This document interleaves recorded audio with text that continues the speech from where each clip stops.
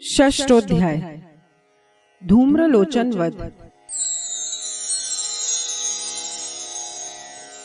इस अध्याय का पाठ करते समय हमें इस प्रकार देवी का ध्यान करना चाहिए।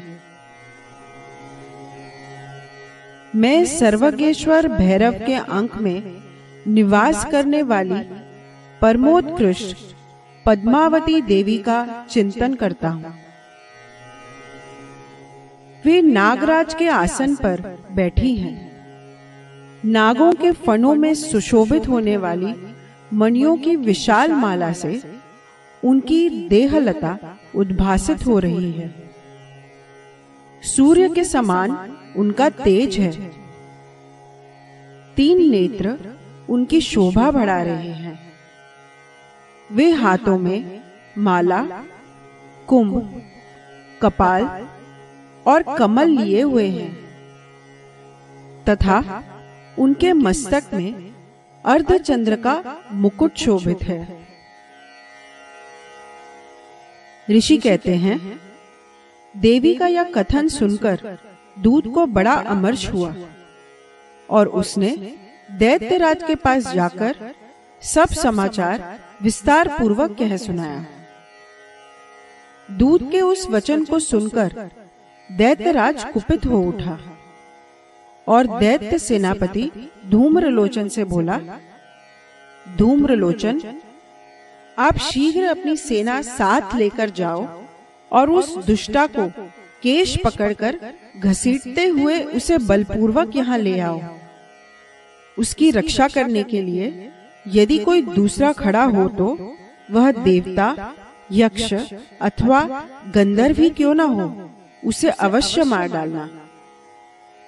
ऋषि कहते हैं, शुंभ के इस प्रकार आज्ञा देने पर वह धूम्रलोचन दैत्य 60,000 असुरों की सेना को साथ लेकर वहां से तुरंत चल दिया।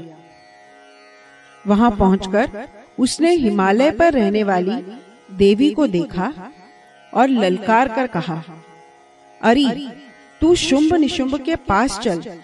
यदि इस समय प्रसन्नता पूर्वक मेरे स्वामी के समीप नहीं चलेगी तो मैं बलपूर्वक झोंटा पकड़कर घसीटते हुए तुझे ले चलूंगा। देवी बोली, आपको दैत्यों के राजा ने भेजा है।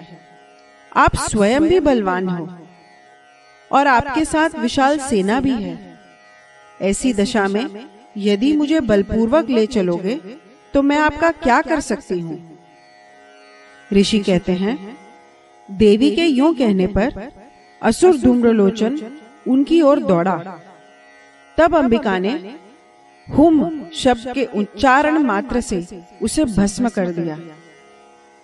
फिर तो क्रोध में भरी हुई दैत्यों की विशाल सेना और अंबिका ने एक दूसरे पर तीखे सायकों, शक्तियों और फरसों की वर्षा आरंभ की। इतने में ही देवी का वाहन सिंह क्रोध में भरकर भयंकर गर्जना करके गर्दन के बालों को हिलाता हुआ असुरों की सेना में कूद पड़ा।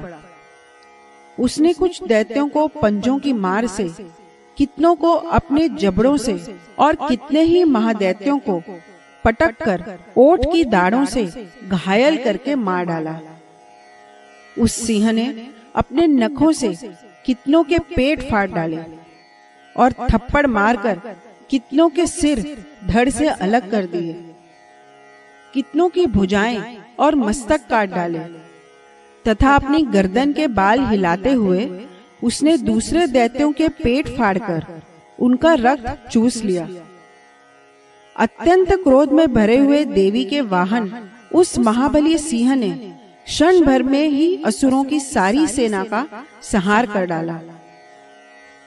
शुंभ ने जब सुना कि देवी ने धूम्रलोचन असुर को मार डाला तथा उसके सिंह ने सारी सेना का सफाया कर डाला, तब उस दैत्यराज को बड़ा क्रोध हुआ।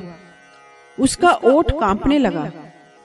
उसने चंड और मुंड नामक 2 महादैत्यों को आज्ञा दी, हे चंड और हे मुंड, आप लोग बहुत बड़ी सेना लेकर वहां जाओ। उस देवी के झोंटे पकड़कर अथवा उसे बांधकर शीघ्र यहाँ ले आओ। यदि इस प्रकार उसको लाने में संदेह हो तो युद्ध में सब प्रकार के अस्त्र शस्त्र तथा समस्त आसुरी सेना का प्रयोग करके उसकी हत्या कर डालना। उस दुष्टा की हत्या होने तथा सिंह के भी मारे जाने पर उस अंबिका को बांधकर साथ ले शीघ्र ही लौटाना। इस प्रकार श्री मार्कंडेय पुराण में सावर्णिक मनवंतर की कथा के अंतर्गत देवी महात्म्य में धूम्रलोचन वध नामक छठा अध्याय पूरा हुआ।